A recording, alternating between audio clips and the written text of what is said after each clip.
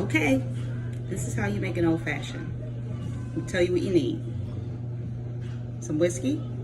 You're gonna use about an ounce.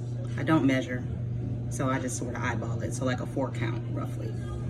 You're gonna need some simple syrup.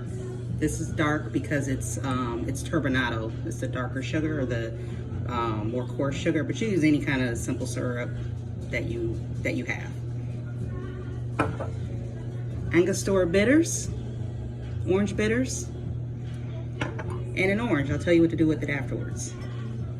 Okay, so you're gonna take your little pitcher or cup. You can do it in a cup. You can actually do it in a glass if you want, if you don't have one of these.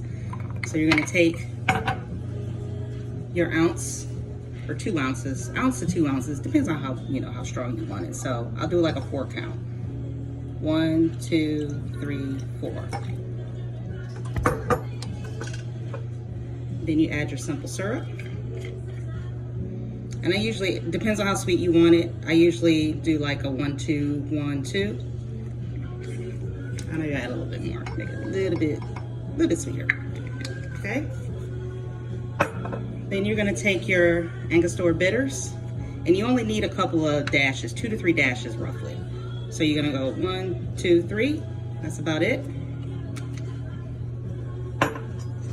Take your spoon, and usually what I do is I like to stir it a little bit, stir for about 30 seconds or so. I'm probably not gonna do it as long because I'm just taking a video. So, but what you're doing is you're getting everything sort of, what's the word?